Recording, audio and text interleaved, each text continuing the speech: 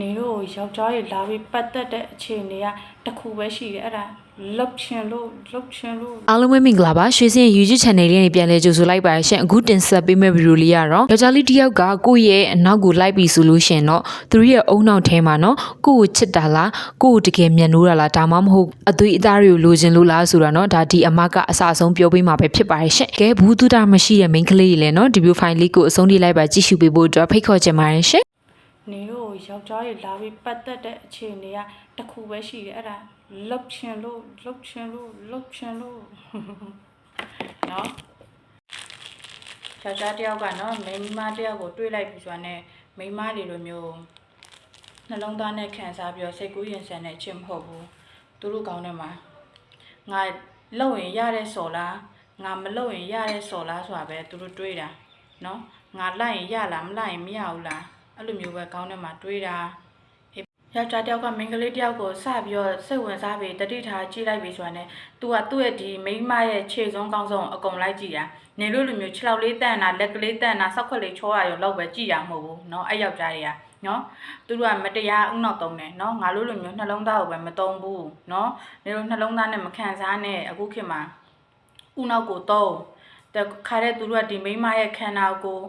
ဒီလိုဘလို့ပုံစံရှိတယ်နော်လမ်းလျှောက်တာအစလမ်းလျှောက်ရင်ဘယ်ယောက်ျားကိုဘလို့အထာပေးတယ်အထာမပေးဘူးသူပုံစံဘလို့လဲဒီမိမအရေးချင်းဘယ်လောက်ရှိတယ်ဒီမိမဘလို့ငွေရှာနိုင်တယ်เนาะဒီမိမဘလို့မျိုးစွမ်းဆောင်ရည်ရှိတယ်ဆိုတာမျိုးပဲကြည်တာခုခေတ်ယောက်ျားတွေကသိလားနေလို့လိုမျိုးလေးဟိုနည်းနည်းလေးကောင်းပေးလိုက်တာနဲ့ဟိုဟာလေးဝယ်ပေးတရားလေးဝယ်ပေးလိုက်တာနဲ့မျောသွားတာမျိုးမဟုတ်ဘူးယောက်ျားတွေကလေအင်မတန်မှညံသုံးတာเนาะလေလာစမ်းသက်ပြီးမှဒီမိမတို့ကစိတ်ဝင်စားတာသိလားအေးအဲ့လိုမျိုးပဲကြည့်လိုက်တယ်ကြပြက်ကကြော်မိမဆိုလို့ရှိရင်လည်းလှုပ်ဖို့လောက်ပဲတွေးတာเนาะကိုကတန်ဖိုးရှိနေမှကိုကကိုရိုးကိုမြင့်မှဒီယောက်ျားလည်းနေလို့တန်ဖိုးထားမှသိလားပြီးလို့ရှိရင်လည်းတို့ကဒီစောအပျော်တွဲမဲ့စောနဲ့ယူမဲ့စောဆိုပြီးတော့ခွဲထားပြီးသားเนาะမိမလေးလိုမျိုးဟိုဘာနေစွန့်မိတ်ချစ်မယ်ဆိုတာမျိုးမရှိဘူးယောက်ျားတွေကเนาะညလို့ပဲအမှသုံးအားနေကြာပြီးဂျာကြီးတွဲနေတဲ့ကိုချစ်လို့မဟုတ်ဘူးတချို့ကလည်းဒီမိန်းမထက်ကောင်းတဲ့မိန်းမမတွေ့သေးလို့တကယ်ကောင်းတဲ့မိန်းမတွေ့လို့ရှိရင်ဒီနှစ်တွေဘလောက်ပဲကြာသူတို့ကစွန့်ပစ်သွားနိုင်တယ်အဲကြောင့်မလို့လည်းနေလို့ကြည့်လိုက်လေနော်ယောက်ျားလေးနဲ့မိန်းကလေးပြတ်တယ်ဆိုလို့ရှိရင်လေမိန်းကလေးကပဲအရန်ခံစားရတယ်မိန်းကလေးကပဲမမေ့နိုင်ဘူးအဲ့လိုမျိုးဘာဖြစ်လို့လဲသိလားဒီမိန်းမတွေကဒီစိတ်ကူးရင်ဆန်တယ်သူတို့ချစ်ကလေအဲ့လိုနှလုံးသားနဲ့အရန်ခံစားရတယ်ပေါ့နော်ဒီကောင်ဘာမှတန်ဖိုးမရှိနေတော့ဒီမိန်းမခံစားရတယ်အမေယောက်ျားကြတော့အဲ့လိုမျိုးမဟုတ်ဘူးယောက်ျားမခံစားဘူးဘာဖြစ်လို့လဲသိလားသူတို့ကစသွဲကြရသူတို့ကစိတ်မနှစ်ထားလို့လေငါတို့မိန်းမတွေကဖြူဖြူမဲမဲနူနူပဲသူတို့ချစ်ပြီဆိုသူတို့စိတ်နှစ်တယ်အမေယောက်ျားတွေကကြတော့အဲ့လိုမျိုးမဟုတ်ဘူးသူတို့ကမချစ်ပဲနဲ့လည်းတွဲနိုင်တာ哦အကြောင်းမလို့သူတို့ဒီ relation တစ်ခုမှပြတ်သွားတယ်နှစ်တကြာကြီးပြတ်သွားတယ်သူကတော့ ACC ပဲနေနိုင်တယ်ဘာလို့ငါခံစားနေရရလဲငါပဲဘာလို့နာကျင်နေရရလဲအဲ့လိုမျိုးတွေးရမလားအရင်တော့ငါလည်းအဲ့လိုတွေးခဲ့ဘူးတဲ့ဒါပေမဲ့မဟုတ်ဘူးငါတို့ကဒီနှလုံးသားနဲ့ခံစားတာသူတို့ကနှလုံးသားနဲ့ခံစားတာမဟုတ်ဘူးသူတို့ကအဲ့လိုခန္ဓာနဲ့စိတ်နဲ့ခွဲနိုင်တယ်လို့ငါပြောတယ်မှတ်လားအဲ့လိုမျိုးပဲနော်သူတို့ကဒီလိုမျိုးပြတ်သွားပြီဆိုလို့ရှိရင်လည်းသူတို့တို့ကဘာမှမဖြစ်ဘူးနောက်တစ်ယောက်ပြောင်းချစ်လိုက်လို့ရတယ်မချစ်လဲသူတို့ကနောက်တစ်ယောက်နဲ့သွားပြီးတော့ဟိုជីနူးနူးတစ်တူလိုက်လို့ရတယ်ငါတို့မိန်းမတွေကအဲ့လိုမျိုးမလုံနိုင်ဘူးမမှုနိုင်ဘူးဒီယောက်ျားတစ်ယောက်ကိုသိလားငါတို့ကနှလုံးသားနဲ့ယဉ်ပြီးတော့ခံစားပြီးချစ်ခဲ့တာသူတို့ကငါတို့ကိုအစင်မပြေတဲ့အချိန်မှာခဏသုံးနေတဲ့ပစ္စည်းတစ်ခုလိုမျိုးပဲကောင်းတဲ့အရာတွေမရောက်လာသေးခင်မှာခဏပေါ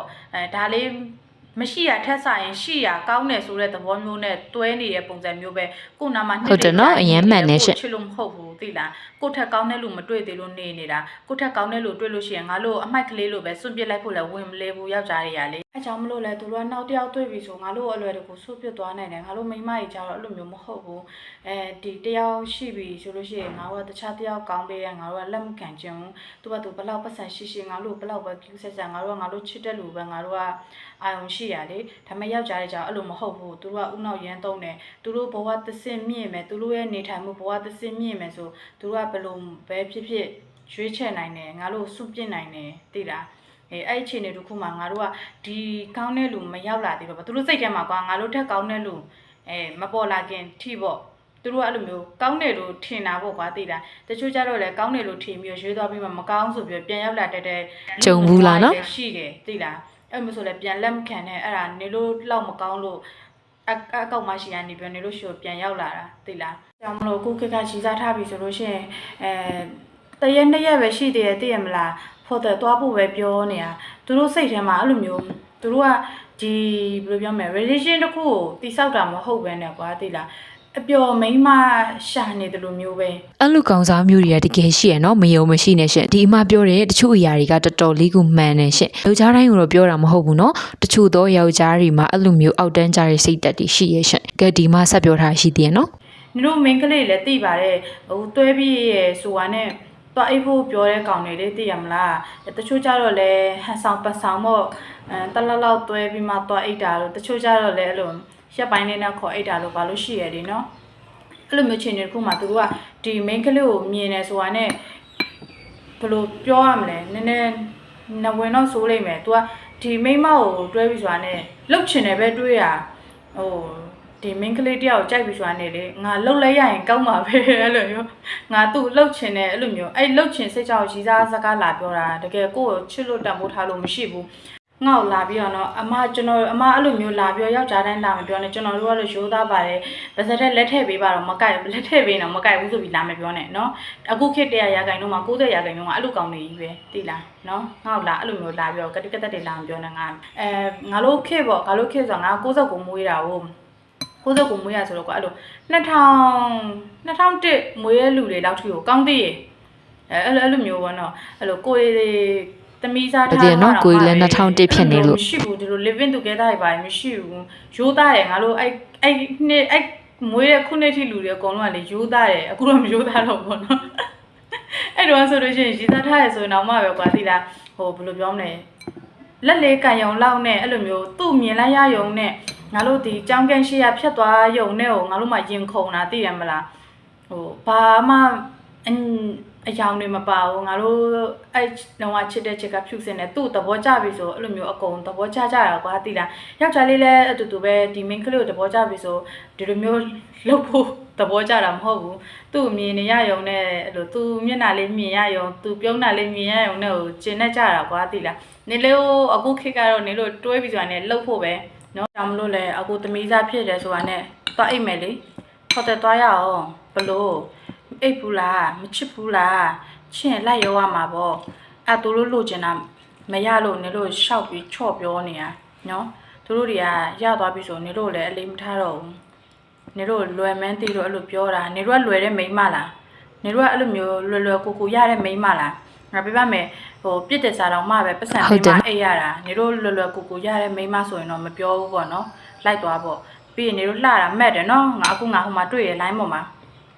စွမ်းဝင်ထူလို့ပါလို့အကောင်လေးဆိုဘာမှအချင်းမြင့်မရှိဘူးသူတို့တွေចောင်းသားတွေနေတို့လှတာသွားမှတ်နေရနေတို့သူတို့ကရုပ်လေးပြပြီးတော့လှုပ်သွားတာနေတို့အလာကပြီးရင်ပေါ်တင်အောင်တွဲခင်ရတာမဟုတ်ဆိုင်းလက်တွဲခင်ရတာနော်နေတို့တော်တော်ရွရကောင်မရေငါပြောမလို့အဲ့ဇူးရီရဲ့ဆိုင်းနဲ့လည်းမဆိုင်ဘူးရဲ့သူတို့မိဘနဲ့လည်းမဆိုင်ဘူးရဲ့သူတို့တရေဝရုပ်နေရခံတဲ့လူကလည်းခံတယ်လေနော်ဒါတော့ပြောလို့ကလည်းမရဘူးနှုတ်နှစ်ဖက်သူတို့ချင်းကျင်းနဲ့လို့တွဲကြတာဆိုတော့လေနေတို့သွားပြီးတော့သူများတသမီးကိုငါဘယ်သူမှမပါတာမဟုတ်ဘူးရဲ့နေတို့ကိုနိုင်ကလည်းသွားပြီးတော့အိတ်တာလေအသက်တော်မပြည့်သေးဘူးနေတို့တွေအိတ်နေကြပြီယောက်ျားဆိုရဲ့မျိုးကလှုပ်ဖို့ပဲခေါင်းနဲ့ရှိတာနော်နေတို့လွယ်လို့လှုပ်တာသူတို့ယူမယ်မိန်းမတက်သိလားသူတို့ယူခြင်းနဲ့မိန်းမဆိုတာမျိုးကလည်းအဲ့လိုမျိုးခေါ်တိုင်းမလိုက်တဲ့မိန်းမကိုပဲလိုချင်တာနော်နေတို့အဲ့လိုခေါ်တိုင်းလိုက်နေတို့ယူမှာတော့မဟုတ်ဘူးပြီးတော့မှယောက်ျားကောင်းလို့ကျင်တယ်ဆိုပြီးတော့ကောင်းစင်မတက်နဲ့ကိုတိုင်းအသက်မိုးရှိအောင်နေတချို့ main ကလေးတွေလည်းရှိတယ်เนาะဒါသားသမီးချင်းကိုချင်းမစားလို့ပြောရတော့မဟုတ်ဘူးရှင်ချို့သော main ကလေးတွေကเนาะကိုပန်းစည်းလေးလက်ဆောင်ပေးလိုက်ရုံနဲ့ဟိုတယ်သွားတာတို့ဘာလို့လဲလောက်ကြတာပဲရှင်ကိုမှတန်မိုးမထားရင်တော့ဘယ်ယောက်ျားကမှလည်းဒါတန်မိုးထားမှာမဟုတ်ဘူးเนาะကျမရဲ့ဗီဒီယိုလေးတော့ဒီလောက်ပါပဲရှင် main ကလေးအများစုလဲเนาะကိုယ့်ရဲ့ဘဝကိုယ့်ရဲ့ခန္ဓာကိုယ်ကိုဒါတန်မိုးထားဖို့ပြောချင်ပါတယ်ရှင်အဆုံးထိလိုက်ပါကြည့်ရှုရတဲ့အတွက်အားလုံးကျေးဇူးအများကြီးတင်ပါတယ်ရှင်နောက်ထပ်ဗီဒီယိုတွေမှာပြန်လည်ဆုံတွေ့ကြမယ်เนาะ